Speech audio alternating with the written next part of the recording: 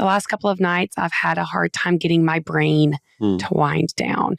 And I've even noticed repeatedly on Sunday evenings, I have a hard time really getting in a space. My brain is just activated all night long with either tasks lists or news that has come out. The world feels pretty shaky right now. I've had several friends either lose their job or small business friends that are about to experience very intense tariff tax, like all of these things that are happening to affect people around me. And I'm finding it's affecting me in my own sleep.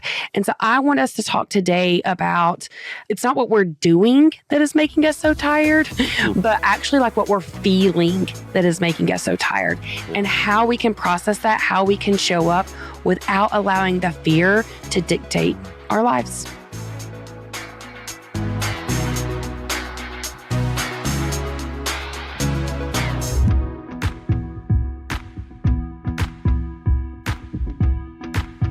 So welcome to the Connection Codes podcast. This is the podcast where we break open the emotions that take us from being disconnected to connected in our relationships and in ourselves. I'm your host, Tera, and joining me is marriage and family therapist, clinical sexologist, Dr. Glenn Hill, and his incredible wife, Phyllis Hill. And together they have founded the Connection Codes, which is the guide to human connection. And we're so glad you're here. Yes. Hello, world. Hi, friends. So yeah, what a topic. And I know that everyone that's listening has a different perspective, has a different experience. Yep. And yet when you pull it into just the topic of turning our brains off, or how is your sleep, or what is your level of fear right now, I think we all have different stories. We all have different experiences. But to be able to really understand the science behind it all is partially what we want to dig into this week with this podcast. Absolutely. I think that's a really great point. And that's what I have loved about learning about emotions is that, yes, all of our logistics can look very different. And even our views can be very different, but we can still understand each other and connect around the emotion that we are experiencing. And so wherever someone is, even in the world, they may not be directly affected by the things that we are currently experiencing in America, and even in America, depending on what state you're in or what your background is, or definitely what your job is. Logistically, you're experiencing something different, but we're all seeing similar things when we're turning on the news. We're all still experiencing different types or levels of fear, even if the fear is about different topics. And so, Glenn, I am curious. I want to kind of even get to the core of fear and what effect it has on our bodies when it fires in our brain. Yeah. Well, it's a whole field of a new field of psychology as far as what emotion does, certainly neuroplasticity. There's so many little avenues to study it, but it is remarkable the effect. And we're probably 35, 40 years now into pretty not necessarily empirical, because humans are too complex to prove causation. They say, oh, well, this person, I got a cold on Thursday because of what happened on Tuesday. Well, we don't know that because they experienced so many things. And that's one little snippet, but we don't know the effect. It's very difficult to specify. And I admire people like Dr. Steve Case, Dr. Jim Cohn, who have devoted their lives to isolate that and say, oh, okay, we think we can get really close to causation to see what happens there. But we do have enough of a mounting body of evidence now to go, okay, this does have an effect. Again, whether we can prove or disprove exactly what that is, we don't know yet, but I may never know because humans, again, are so complex. But we do know this has an effect. And if you don't believe that, just take your hand, make it into a fist, and hold it for 20 minutes and see what happens to you physiologically, what happens to your arm, your hands, your fingers. That has an effect. Well, that's what's happening whenever we're affected, whether it's fear, whether it's pain, whether it's an ongoing thing. Fear is supposed to be the fastest activating of the core emotions and the fastest dissipating.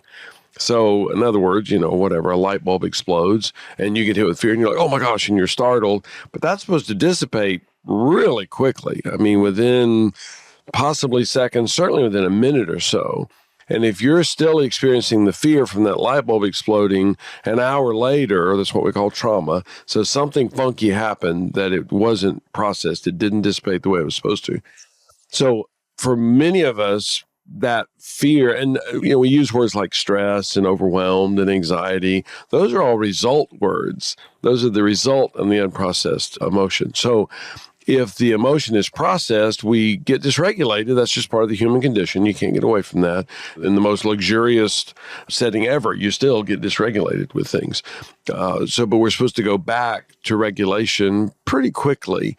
And we're constantly going in and out of regulation, but you're always supposed to get back to, home base of regulation. And when we don't do that, that's when it starts breaking down the body, especially at night. Our two youngest grandchildren, Rowan and Malachi, Rowan's 20 months, Malachi's 16 months, they won't even go to sleep at night until they're regulated. And that includes joy. So in other words, if they found something fun to play with, a new toy or whatever, then they're flooded with joy about it.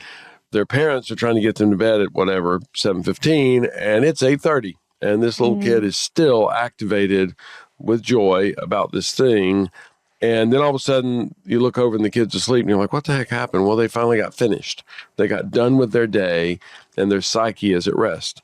So, and we older babies are the same way. And we're supposed to process everything through before we go to sleep. And when you add in that 94% of the healing of the body occurs while we're asleep, if we're regulated. Well, it's always 94%, regardless of whether we're regulated or not. But if we're not regulated, then it's 94% of 30%. So now the healing that was supposed to happen in the body, a very small portion of it happened. Wow. And you say, well, it was just one crappy night. Okay, fine. I'll give you that. Yeah, but if you do that night after week, after month, after year, now the body has broken down and now we're so far behind. And that's true with so many different things, debilitating illnesses, which include many cancers, certainly psychological disorders. And now we can barely function as a human because the body has been so torn up with the deregulation for so long, or I should say the dysregulation for so long, that it never gets back to regulated. And so we become very, very unhealthy. Yeah, and I've also read studies where it talks about when you get hit with fear, your cortisol levels go up and your heart rate increases, which that's the last thing you want to do when you're trying to lay in the bed is have an increased heart rate. And then also your body, the blood flow even changes. It starts going away from the heart into the muscles to prepare you for fight or flight mode, which is also not what you want to be doing right before you go to bed. Right. Yeah. And cortisol is so crucial to the human experience. We're supposed to have cortisol. I mean, if you don't have cortisol, you're pretty close to useless because you don't have that activator that's getting you to do stuff. Cortisol typically hits the bloodstream 2 times shortly after you awaken in the morning. That's what gets little kids out of bed. Because you think about it, Malachi doesn't have anything to do today. Why didn't he sleep till noon or 3? Sleep all day, kid. We don't care. Nope. Cortisol hits his bloodstream. And if you've been around Malachi, you know he is up and going. And he has a massive list of things to get done. He doesn't know what it is, but he's always busy. Well, that's what's supposed to happen. It keeps him going. And then the other time that it really floods the bloodstream is when there's a stressor, because that gets us to action. You know, back in the old days, it would be a wolf or whatever, and you hear a wolf growling and cortisol hits the bloodstream to get you to action, and you're powering up. And you're like, I got to deal with the wolf situation. Well, we're supposed to be handling the research says probably about 6 to 10 wolves a year. A year. A lot of us are handling 6 to 10 wolves before breakfast every day. This is just our lifestyle. We're constantly experience this cortisol rush, and it never dissipates. It never gets back down to zero as it's supposed to right before we fall asleep. And so because of that, we're constantly dysregulated. And again, that's when the body begins breaking down. And cortisol is so interesting because there's such a delicate balance. Too low cortisol is very, very unhealthy, and too high continuous cortisol is very, very unhealthy. So there's supposed to be a very delicate balance in between those. And we're supposed to hit the highs and the lows. And if we don't, we're imbalanced and we have a hormonal imbalance. But it does need to stay within that framework the majority of the time. And for most of us, it does not. We're typically very, very imbalanced. Right. So even just based on the physical science of what happens when we're hit with fear, for us to be going to bed in a state of fear, sleep is not going to, it's not going to be the quickest thing to happen for you. It's not going to be your friend. And so, right. And even if it is, and all of us have experienced that before, we wake up in the morning, we're like, I'm tireder than I was when I went to bed. How's that possible? You just laid here in what we call a bed for 8.5 hours. Yeah, but your psyche didn't rest. The human body, research says, needs about 3 hours of sleep a night. The body does. I mean, we're just a large mammal, and most large mammals don't sleep much. But we're so complex as humans, different than other mammals. You think about a cow. What's a cow doing tomorrow? It's going to eat some grass, pretty much. It's like, well, what else are you going to do? That's about it. I'll poop a lot too. And that's about, it doesn't have a big, we humans are on the other end of the spectrum where it's like, oh my gosh, I have so many things to get done today. So we just don't end up processing through. And if we don't, again, that's just what leaves us dysregulated, and we're unable to rest, even though we are quote unquote sleeping. And interestingly enough, we've all read that research, you need 8 or 9 hours of sleep a night. Well, no, you need 8 or 9 hours of rest a night. And there's a big difference between sleep and rest. And most people think that sleep is the logistic of it. Rest is actually the experience of it. And so just because you're laying in a bed with your eyes closed and you're unconscious or semi-conscious does not mean that you're resting, which I think is part of the power of the connection codes, is it helps us to regulate and get to that regulated state like we need. Yeah. I think that's a great point. And getting us to the regulated state we need, it also, what we do matters. Like I mentioned, a lot of outside stressors that are affecting us, but we also make choices before we go to bed of how we're going to spend our time. Handmaid's Tale started back yesterday, and I have to finish the last season. And so it is not the best. I told Wes, I'm going to have to wake up in the morning and start watching it. I should not be watching the show before I go to sleep. How many seasons? Horrible. This is season 6, but I've waited 3 years for it almost. What does that mean? The last season ended 3 years ago. You can do that? I didn't know. Because the writer's strike, they had like all these situations. Yes. So I am so dysregulated right now. It is not even funny, but that's a choice I am making, So being aware of what we have control of and what we don't have control of can also affect our sleep and how we feel. And in our culture, and again, these are not quantifiable things. Some researchers attempt to, but we're not designed to process this much stuff. I mean, you can turn on the television and see horror after horror after horror your whole day. Well, if you picture a village setting from, pick a number, 5,000 years ago, you, for example, saw a death every once in a while. Well, you can watch many, many deaths every day. Yeah. We're not designed for that. Our psyches can't handle that. You can just list horrible, horrible things that are happening all over the world all the time. We're not designed for that. And technology, I think there's some amazing things about technology. This technology allows this podcast, our Zoom sessions, etc. But there are some horrible things about technology. And that's one of the things. And for so many of us, I think so many, at least in the United States, scrolling, and that's what it's called, just scrolling, is just standard. Yeah. Up until you put it down beside your bed and now you're supposed to sleep. Are you kidding me? What you just did was somebody ran into your room, punched you in the face, grabbed you, shook you, and then choked you for 45 seconds. Now I'll go to sleep. Yeah, totally. It's like, what? I've just been assaulted. Well, our psyche doesn't know the difference. It's the same as though that physical, which anybody would know that. It's like, oh my gosh, somebody ran into my room, they punched me in the face, they abused me, they strangled me. I can't go to sleep. I'm going to be up for, who knows, an hour, 2 hours, several hours because of that. Well, that's what's happening to our psyche and I get it, some people scroll fun things, whatever. If you're going to scroll before you go to bed, at least scroll comedy. Well, yes, you don't often get to choose unless you are searching a specific hashtag. Some of the things I've seen this last week are so gruesome that I should never pick up my phone again. It really is. You're right. What we are exposed to because of social media, because of today's news, it is not what our bodies are designed for. And I definitely want to talk about the emotional part of it here in just a second. But before we do that, I want to acknowledge the science of that. it's just so fascinating how we're made. Yeah. We talk a lot in the connection codes about how if you say hurt, my body knows what hurt feels like. If you say fear, and that is because we have mirror neurons in our brain.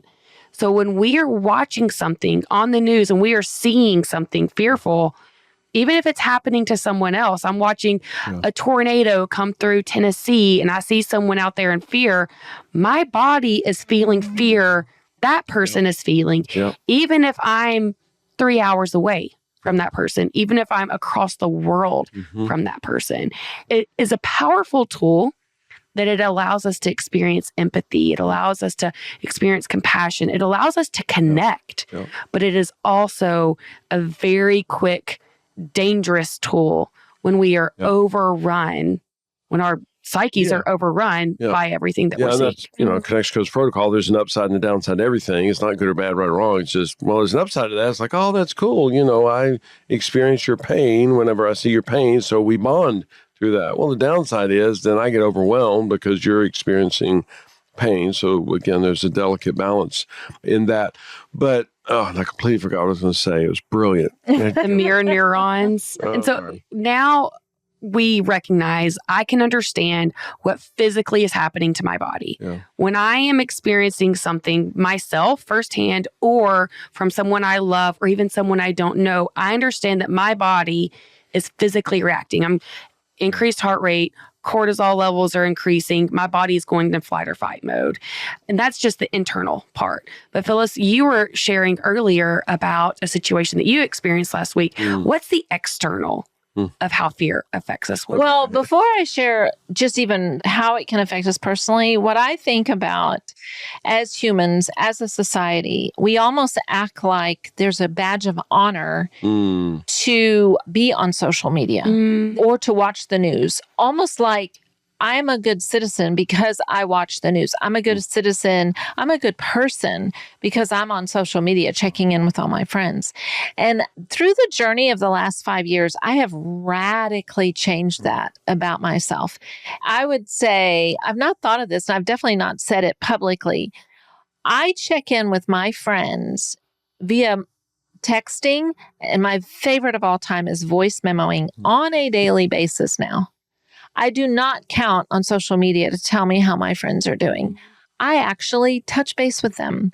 And I would say it means the world to my friends that that's what I do. I think there's so much power in that. I think that we forget that all these things are not a have to. Like, you don't have to be on social media. You can actually go back to the old-fashioned way. And I find so much joy now. So when I was on social media, it brought anxiety was the word. It brought fear of missing out because I would see that, oh, I wasn't invited to that. It brought fear of, wow, it's almost like fear of comparison, fear of judgment, fear. I remember even thinking, this was a few years ago, like, oh, they didn't mention connection codes. They used to mention it all the time. They must not like me anymore. Like, I took so many things personally. And I had to make a decision for me personally just to get off of social media. You may know that our daughter-in-law is battling cancer and she does almost a daily update. So at least once a day, I pop onto her because then I get the most recent daily. Now, I also talk to her almost every day, but we talk about a million things. We talk about very specific things that are not cancer related unless I need to get there and get involved and pick up the kids or meet her at the hospital or whatever. So it's not that I don't ever jump on because I do for her. And then I take pictures of it often and send it to my friends and ask for them to pray specifically for things. But it has been such a joy to reconnect with my friends, what I call the old-fashioned way, through a phone call, through a voice memo, through a text. And I'm like, wow, that's amazing. And so I don't get dysregulated by connecting with my friends in that way, or by saying, hey, are you home? I'd love to stop by. Or I want to spend the day with you. What are you doing? It's like I now find myself turning to things that fill me and don't dysregulate me. And I think that too, just like with the news, it's almost like I would just encourage many of you listeners to reconsider just things that you think you have to do on a daily basis, like watch the news. You really don't have to. Matter of fact, if you wait a week or two, it actually will a lot of times balance out. What everybody's freaking out about today, in about 2 weeks, we'll actually see something different, or we'll see something more stable, or we'll see something turn out differently. And I just think, like what you were saying, I don't think we were made to see so much trauma that's happening all over the world all the time. Yeah. And we encourage people, and just to do the experiment yourself, do your own case study, whatever you decide, for a week, for 2 weeks, for a month, for 90 days, just stop the social media. And I get it. Some people, that's part of their work and et cetera, whatever. I get that. But just stop. We're just not designed for this. And to understand that, and I remember when our kids were little and long before social media and such, but I remember having a discussion with Echo and Sky when they were little. They said, how come we want that toy so badly? And we sat down and talked to them. We said, you have to understand, there are 9 adults in a boardroom talking about how to get this 8-year-old little boy to drive his parents nuts until they buy him that toy. It's not a fair fight, buddy. And it was really cute because Echo and Sky started picking apart commercials. This is back in the day when you watch TV, schedule it. And so it was so cool to hear them, from the other room, and they'd be making fun of the commercial like, that's not true. They're misrepresenting that. They would like rip it apart because they started getting it that, oh, I'm being manipulated. I'm being tricked here, which leads me back to the point that I kept forgetting. That there's such a connection goes protocol that our mirror neurons, and there's other things that are involved too, but we do not choose our emotions. And this research has been replicated. We did it many years ago. It's been replicated countless times. You sit somebody down, you say to them, do not experience joy for the next 15 minutes. And then start showing them whatever it matters to them, cute kittens or a little baby laughing. They can't do it. And it's just brain scanning. The pleasure center of their brain's activating. Well, no. Remember we said no joy for 15 minutes. Or, and you do the same thing, no pain. And then show them pictures of cuts on their body. The pain region of their brain activates. We're like, no, you remember we agreed you would not feel, because there are people out, probably most of our listeners are connection coders and they already get this, so we may be preaching to the choir. But people are like, I choose my emotions. I just choose joy. No, you don't. You don't. It just doesn't work that way. And I'm not talking about the whole scriptural thing. Some of you will probably be annoyed. You can send some nasty emails to Tera. And I will feel sad, just so you know. Because I don't choose that sad, but I will feel it. Yeah. Because there's a difference between that, and we'll do a podcast on that someday. But emotions happen to us. And it's just so important that people get that I'm not choosing sadness. I'm not choosing pain. I'm not choosing disgust. You show disgusting pictures to people and they feel disgust. We call it guilt and shame. It's a shame experience. They feel shame about that item. You show a little kid performing on stage and he forgets the words and he's totally embarrassed on stage. I don't know this little kid and I feel embarrassed. I feel shame for this poor little 7-year-old completely forgot the song and rushes off the stage in humiliation. I don't know who that kid is. I've never met him in my life. I saw the video and was like, oh my gosh, and I feel the sadness, the shame that he experienced. So it's just important that people get that. We're responsible for our actions. We're responsible for our behavior. We are not responsible for the emotion because we can't actually control that. We can control the behavior, but we cannot control the emotion. I think we are, as humans, limited. We can only take in so much. And, when I think about that with just a math equation, if I'm given 24 units in a day and I expend them on feeling things that are happening in the news, that are happening on social media, that are happening if you're reading a newspaper and I realize, wow, I've just used up out of my 24, I've used up 12. And then my child comes in and wants my listening ear. Yep. And so then I'm like, ooh, I'm already half empty because I started my day feeling so much about what's happening in the world. Yeah. And then I know with us, I think that I've really been on this journey for the last few years of just figuring out my sleep. I know one of the challenges Echo gave me was to start reading books again. And my nervous system was so dysregulated, I could not sit still long enough to read a book. Well, And then she was encouraging me, like, at night to read. Don't scroll. Put your phone in the other room. It was like I was so addicted to the scrolling that reading was like impossible.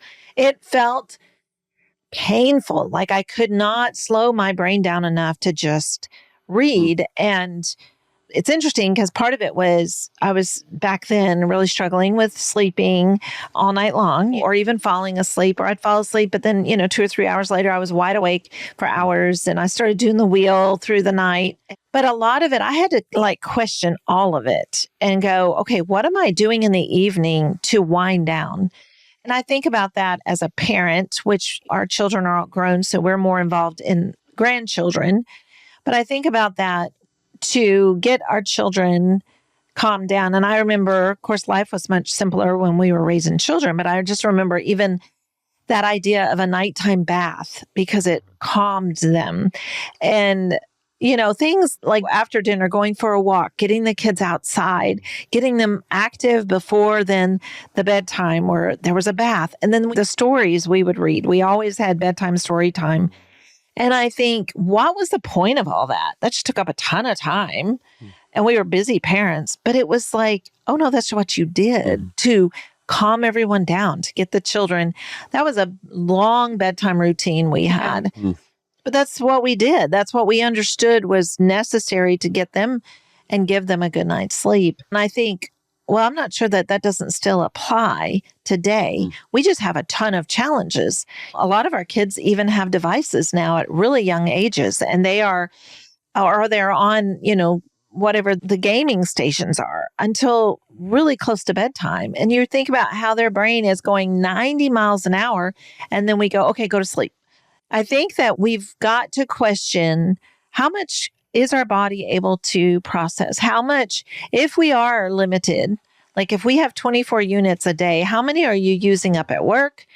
And during the workday when you're jumping on the news or you're jumping on social media or whatever, and that by the time you get home, your 24 units is almost completely gone and you have nothing left as far as I can't take in that my kids are misbehaving. Y'all just need to behave. Or, my wife or my husband had a tough day. I don't have any space for that because I've heard all the trauma in the world already all day long. And I just don't have anything left. And to realize that we are allowed to change things. We are allowed to choose differently. We are allowed to go. And, I was thinking as we were talking today, we have some dear friends that used to live here in Tennessee and they have 4 children. And then they moved to Mexico to have a different life. And we got to visit them and we were with them a week and it was amazing. But I lived life with them here, was in their home a lot. And then now I'm there visiting them for a week. And I'm just like, wow, y'all are making huge changes. This is, where are all the electronics? Where's your kids' electronics? And it's like, yeah, well, we don't do them here. And I'm just like, okay.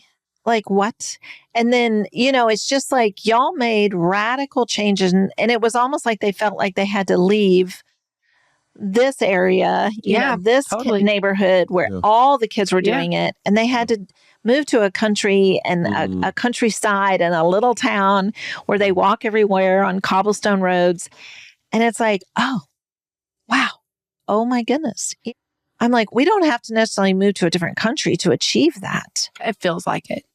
It really does feel like it. Yeah. Well, I mean, certainly is a culture and an atmosphere. I don't spend a ton of time with a lot of kids, but pick a number, if there's 20 kids and all 20 of them are doing this thing, whatever the thing is. Nintendo, iPhone, iPad. See, I wasn't going to say the names. I don't want to get sued. Oh, I don't think we will. We're not there yet. Well, I'm not going to. I didn't say the name, but I don't know about you. A gaming system. Okay, there we go.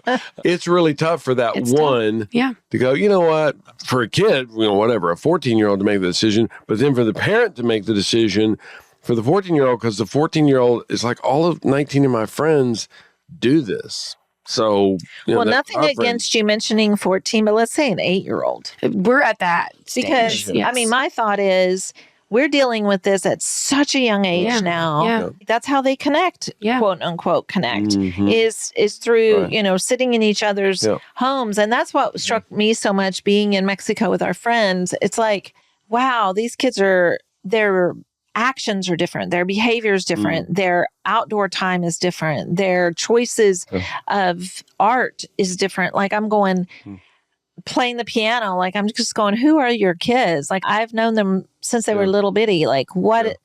But it broke the rhythm and they chose differently. And I mean, I'm sharing my story. I didn't move out of a country. I actually, through the help of community and just really questioning, what am I feeding my body? What am I feeding my mind? What am I doing at the end of my day? Yeah, I'm so curious, and one of our listeners probably knows this, and I'm sure the research has been done. I just can't think of it in the moment. I would love to see a picture of brain scans side by side from, there's a long list of things. For example, you played this video game, whatever, 10 minutes, 20 minutes. I'm not a gamer. I don't know these things. And look at the condition of the brain, what's happening in the brain after 20 minutes of doing this or 10 minutes, whatever. And then look at a brain scan of somebody who just got slapped really hard. Total conjecture. I could be wrong. I bet they're pretty similar as far as the experience of that. A video of somebody that just got screamed at for 5 minutes, cussed out. I bet the brain scans are pretty similar. So point being, and I think you're such an amazing example of that, where you just decided, okay, I'm just going to make a shift. I'm just not going to do that thing again.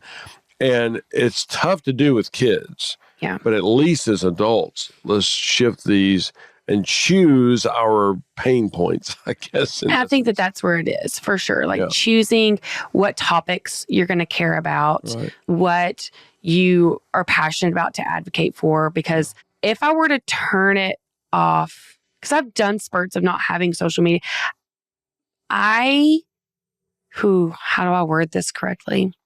I can't ignore the news in the way of my body. It's not that I need to know what's happening as far as the logistics of it. I care so deeply about how other humans are being affected from our government systems, other government systems, which I've said on the podcast that if I wasn't doing this, I'd be running for a state senate. Like I very much am invested in how policies affect humans because they're humans. I have to care about my neighbor that is afraid to leave our country, whose dad said, don't leave your country, don't come visit me, because she's terrified to do that. I can't turn an eye to what's happening for her to feel that way. Or my dear friend that just lost her job. I can't not be aware of what policies are being instated to lead to these outcomes that are affecting humans that I deeply care about. But what I can control is where I consume it, when I consume it, and how much of it I consume. So I just want to acknowledge that for listeners, that if you are in a place where it's like, okay, I'm turning it off, that's great. But if you also are in a place where you're similar to me, you're wired from that place of advocating for other people and what their livelihoods are, then I think it's controlling your systems. After the election, I went through and unfollowed 95% of the news that I was following before. I should have done it before the election. But I was like, okay, who is actually giving me real news? Who is actually like not showing videos that are just regulating my system? Who is just updating, like tuning in? Where am I consuming things from? Unfollow. Okay, you can stay. Unfollow. And so I think it's just being very aware of that. Yeah. Well, I have some thoughts. I knew you would. I know. I have a little fear saying this, and we're saying it live. And we're different, and that's okay. Live on a podcast, because I sometimes think what I love about life, and I love living life like with Echo. I mention her a lot, and she is very different than I am in many, many ways, in many things. But I think what she challenges me in is to almost like, okay, so if I stay regulated, how much more good can I do for all the people in my life? And I would say I've never given it a number, but I would say I touch many people a day in my life. Yeah. When I'm dysregulated, which thankfully right now, I would say I'm living a very regulated life. But I know at times when I've not been there that I do what's right in front of me, and that's all. Absolutely, yeah. And so sometimes I think, just based like on what you just now said, you care a lot about people and you want to be able to show up for your neighbor. Interesting experiment if you said, you know what, I'm going to show up. Well, you have 4 children. You can't opt out of that, right? You have a husband.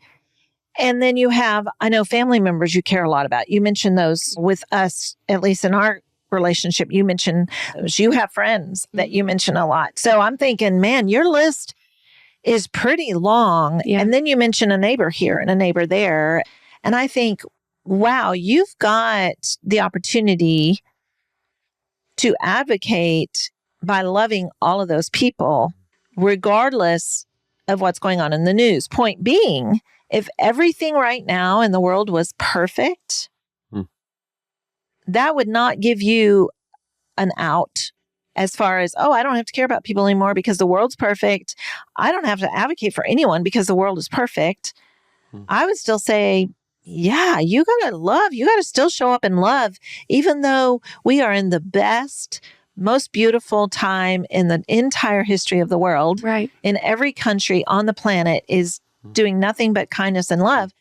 You would still be like, oh, I still need to be kind and I still need to love. So it's like this. I don't know that the news feeds you the information to love well your neighbors. Well, for me, I do care about my neighbors and my friends, but I have 4 kids. Like you just mentioned that. I have a daughter and I have 3 sons. And unfortunately, what I'm experiencing right now that is happening policy-wide creates a ton of fear for me, for my children. And I have to be aware of what policies are being created so I can advocate against them. This week in Tennessee, there was a law trying to be passed to make it harder for voting rights if you've changed your last name. And if you have to have not just your birth certificate, but if you've changed your last name, you have to have the original papers of where that name change took place. I've had 4 different last names. I do not have the paperwork to go between. I'm going to get emotional because it's really painful. So this week I thought, oh my God, am I going to have to change my last name back to my biological father's last name to match my birth certificate so I can continue to vote in this country if they pass that law? Like, those are the types of things that I am very aware of, so I can call my senators, so I can call my people, because that's all that I have the power to do. That's all that I have the power to do. And so in that, which this is now moving us into the next phase of this conversation, is how do I cope with these things? What am I doing to actually stay grounded? Because that's just one issue. I'm passionate about the gun issue. I have 4 kids that go to school every day. I live in fear every day that they're at school. And I still have to get work done. I can't just sit here and be dysregulated. And praise God, I'm not. I do not consider myself a dysregulated human. I have moments of dysregulation, but I am able to come right back to regulation. And in fact, after the election, I allowed myself a day of major dysregulation. And then a week later, because I'm an Enneagram 3, which means I want validation, which all humans do. But I was like, Wes, I did a good job, didn't I? That really messed me up. That could have been way darker than it was for me. And I stayed steady. I got a lot done in the fall. I was still crushing life. It didn't knock me off my feet for more than 6 hours. And so how we do that is, I love the study of Matthew Lieberman, where he actually looked at when we vocalize our fear, when we actually say, I'm experiencing fear, that I'm not going to be able to vote. If I don't have all of this paperwork, and it's going to affect my position to advocate for my children, saying that out loud literally reduces the level of fear firing in my body. And being able to look at a safe person, my husband particularly, or y'all, and say that out loud to him reduces it even more. And so being able to acknowledge what the fear is. I typically will look at the news once a day. Okay, Wes, before y'all came up here, something updated. This is what it is. I had fear before I told it to him. I said it to him. Ooh, yeah, that's pretty intense. Deep breath. Okay, let's roll. Let's turn this podcast on and connect it to what's happening in my body, and also being able to acknowledge this is what the fear stems from. Okay, do I actually need a solution to that? Is this actually real? Is this actually something I need to be worried about right now?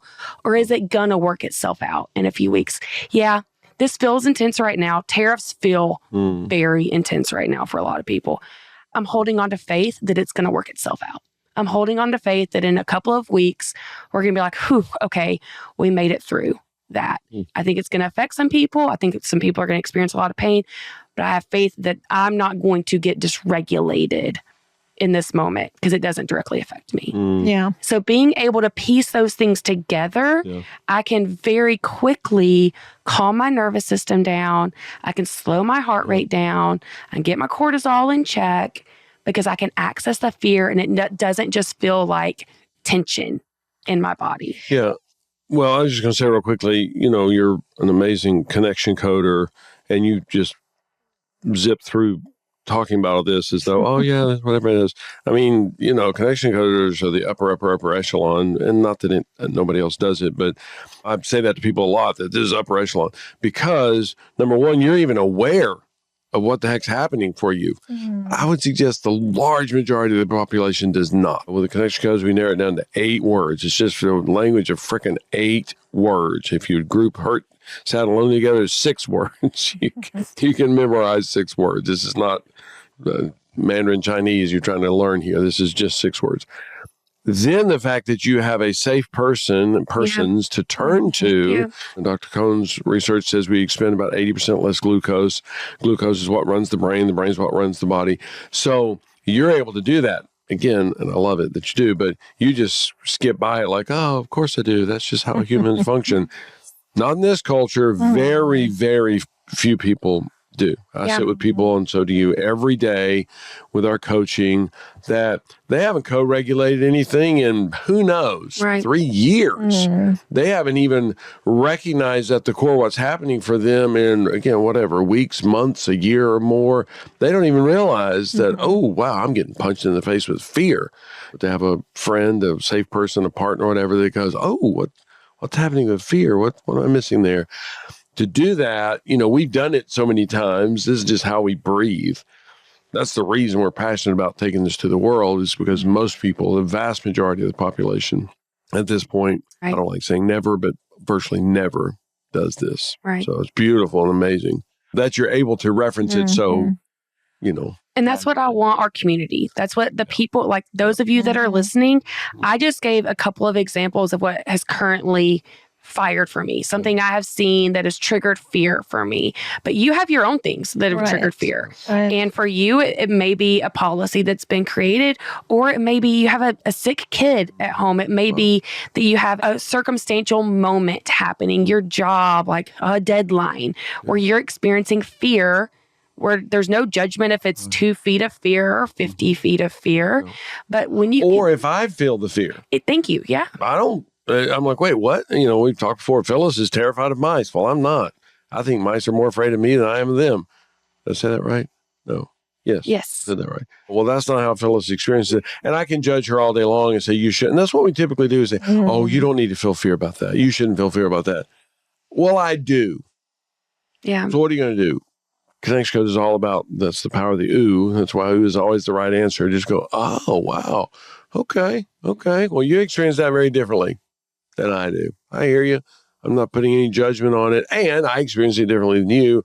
I just want you to be able to hear me as well. I cut you off earlier when you were going to talk about the weekend and all the logistics of what happened there. Well, I mean, this is a personal thing, like last week, but I'm saying I think we all have the stories. And I think the big thing is that's what I love about the connection codes. For me personally, last week was quite the roller coaster. We had Glenn's mom's celebration of life on Saturday. Because we had crazy weather here in Tennessee, we decided that the beginning of the week, we had to change the venue.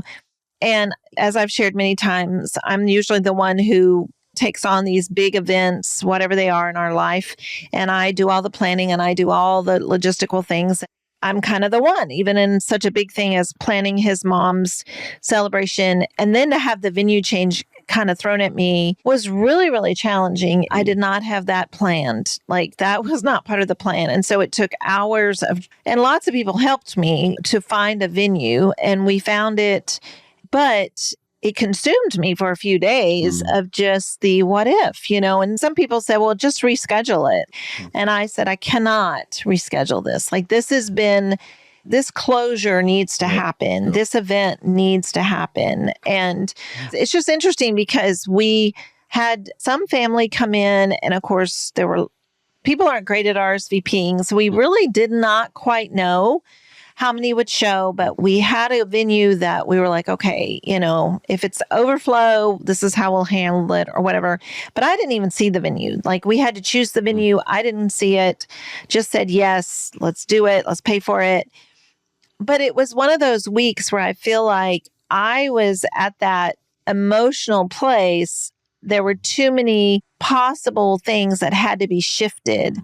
And I was like, ooh, I don't know if I have the capacity for that, which brought up a lot of anger, which I dealt, I just expressed it. Like I expressed the anger of all of it. And then when it came down, I don't know if it was Thursday that I finally had an opportunity, or was it Friday on the day before? It was Friday that we went and saw the venue, and it was like more than perfect. Yeah, it was beautiful. And so it was such a lift of, oh my word, this is going to work out incredibly. And it did. But I remember that the night before. So it happened on Saturday and Friday night, and I've been sleeping great. So I'm really now, I'm just like, oh, I'm a good sleeper and I like my sleep. But Friday night, we were in an Airbnb with some of his family. I did not sleep great. One good thing, in the middle of the night, I'm like, okay, what's happening? So it's really great when I do the wheel, like finding all the fear of all the things that tomorrow could go wrong. That was kind of the thing. And that it was up to me. I felt that. I felt the heaviness of that. This is really up to you. And then during all of the processing of the emotion and the anger and the tears of just how Glenn's family's been really unkind during this season, half of them. And just that, like, oh my word, even in her death, we can't come together and be unified and loving. And it's so painful. And I'm hurt by so much of it as the daughter-in-law, and yet wanting to pull off an honoring day for his mom. And it was just amazing, like being able to process it all. And even with Glenn the next morning, and then to get there ahead of time, we got there about an hour and a half before.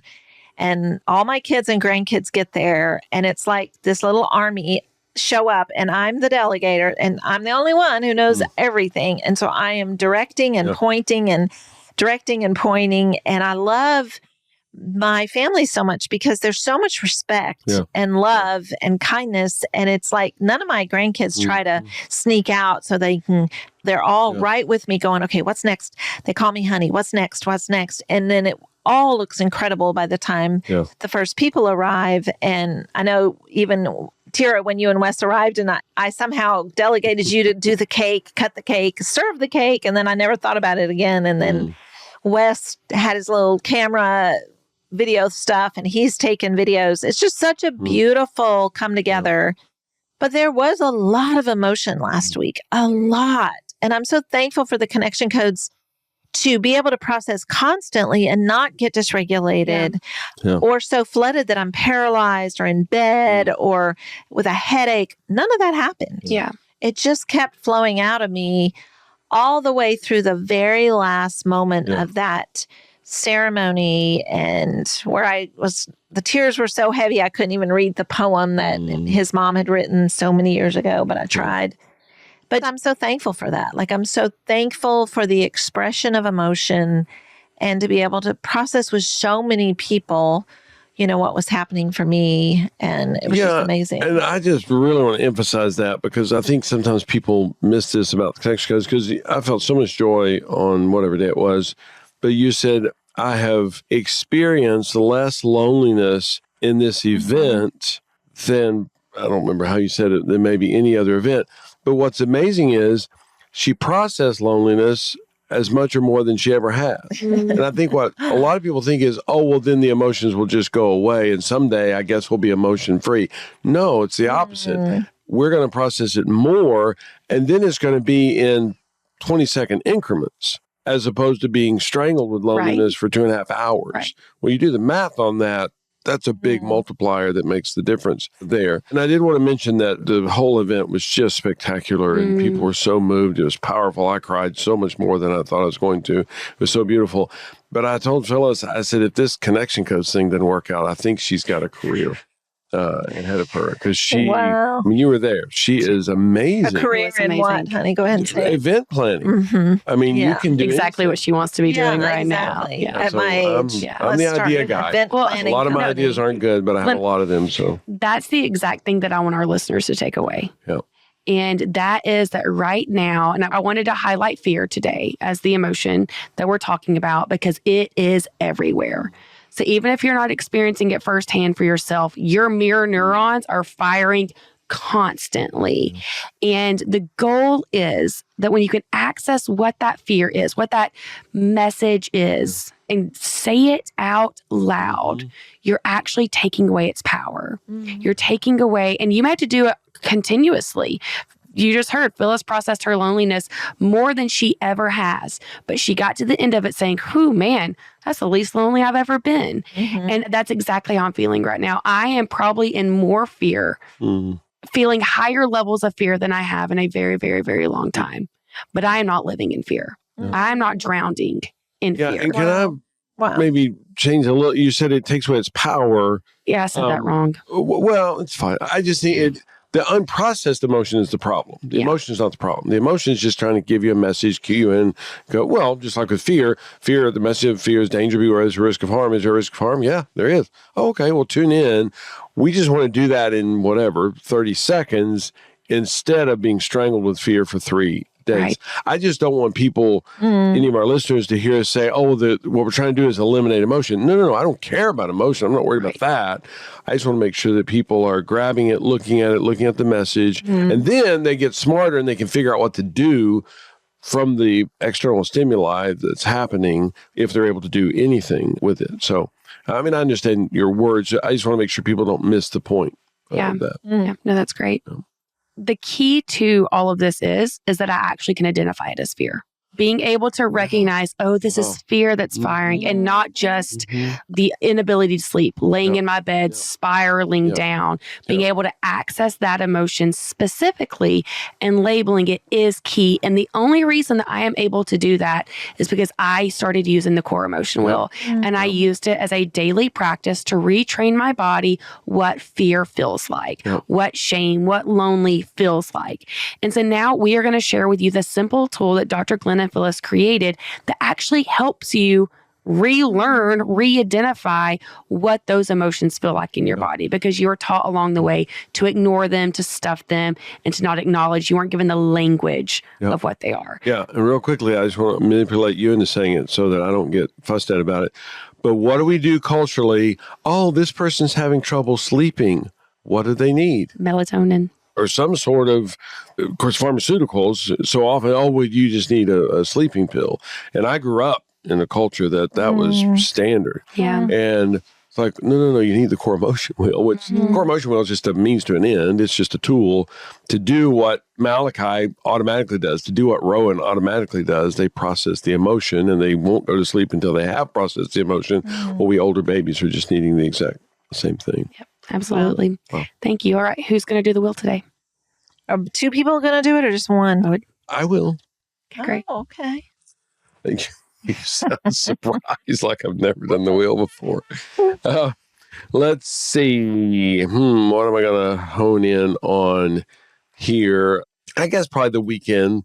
There was so much joy. There were so many precious people there. Of course, you are, and I tease you about doing it professionally because I know you don't want to do that, but you're just amazing at pulling this stuff off. And if it was left to me, pick a number. There's 57 things that have to be done.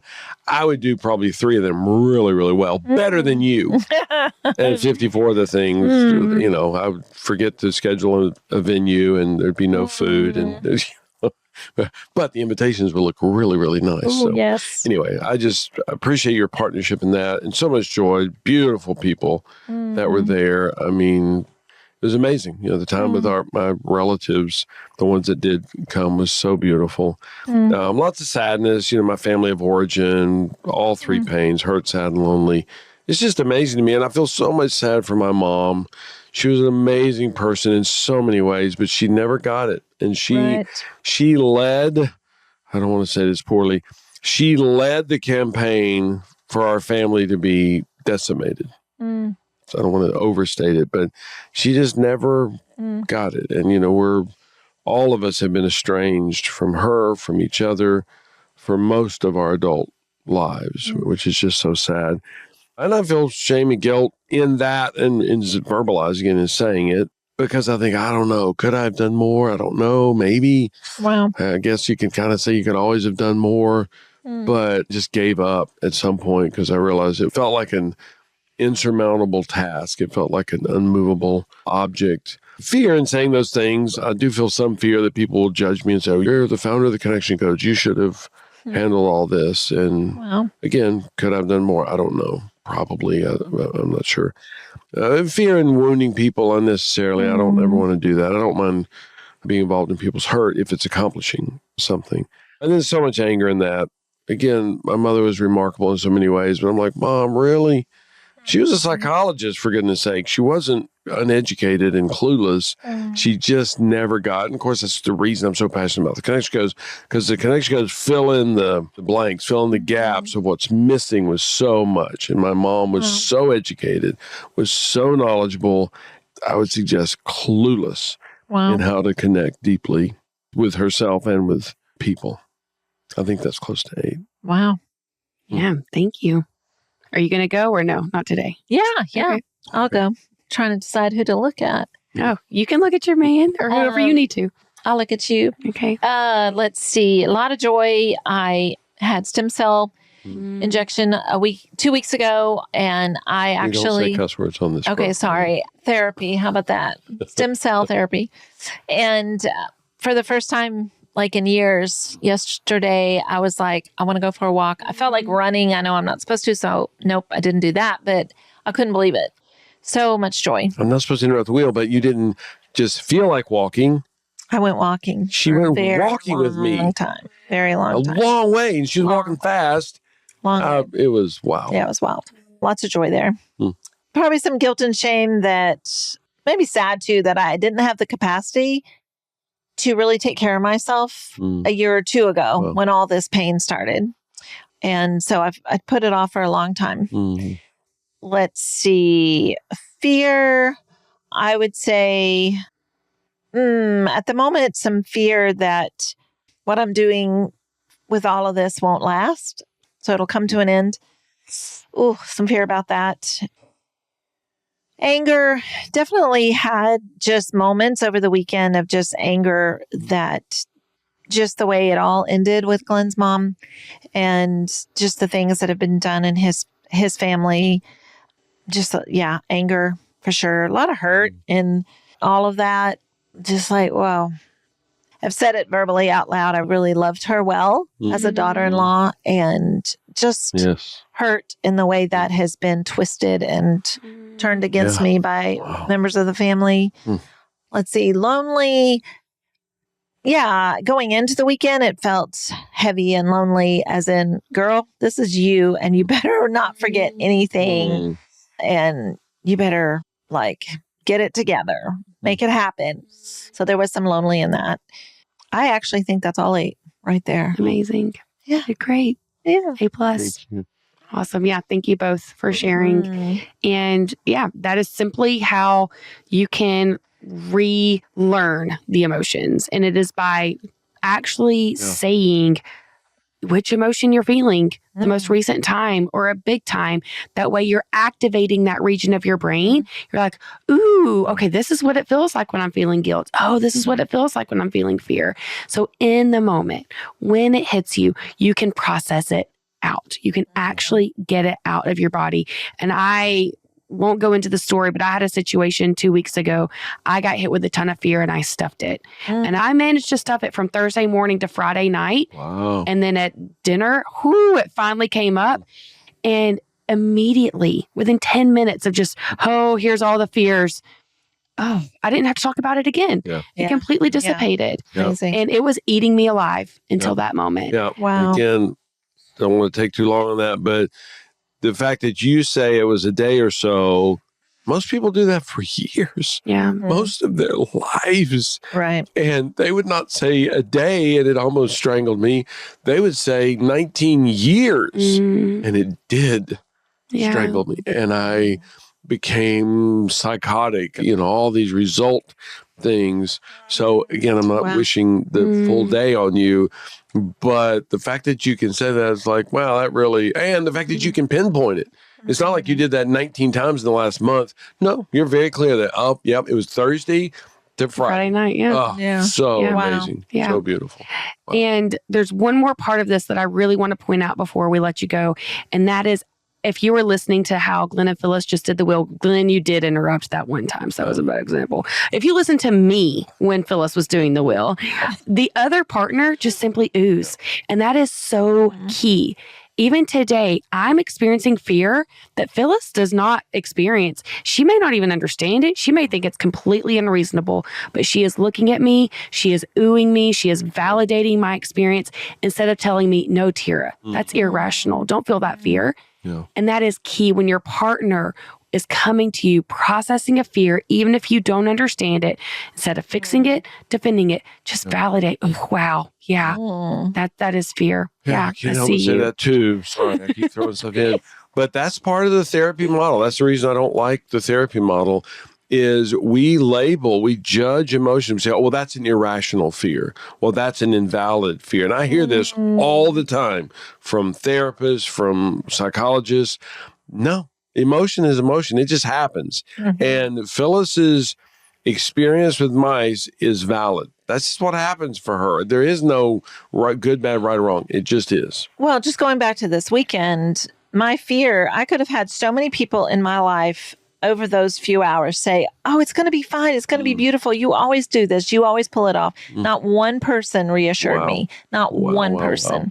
They just heard my fear and they just oohed me. And it got you to the other side faster. Yes. It was so validating. I felt seen and heard, never drowned in it. And it was real interesting because after the whole thing was over, some people said to me, they thought we would totally run out of food, So there were other people experiencing fears. Oh, yeah. Because one of your kids watched me cut a piece of cake and she was like, I think you need to cut a little smaller next time. And you saw how much cake we had left over. Yes. So much left over. Yes. But that 14-year-old, 15-year-old grandson of yours, the tall one, he needed that big piece of cake. I'm just telling you, I hooked that boy up. Yes, because that is true. If I were to say to you the fear that I had today and you told me not to feel it, it is just going to increase. Because now I'm going to have shame on top of the fear.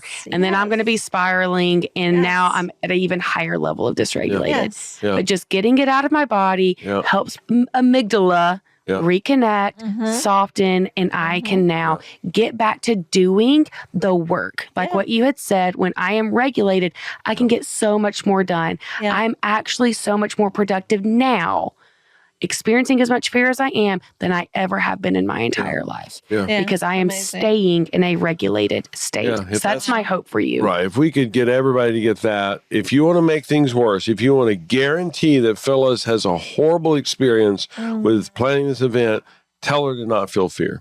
Tell her to not. Oh my goodness. Even in a loving, reassuring way. Yeah, it's not from a bad intention. And what's so crazy about that judgment, if someone had been saying that to me and then after the event, they could be going, see, I told you it was going to be fine. Oh, yeah. Which is just more daggers instead of just, please hear my fear, hear my anger, hear my sad.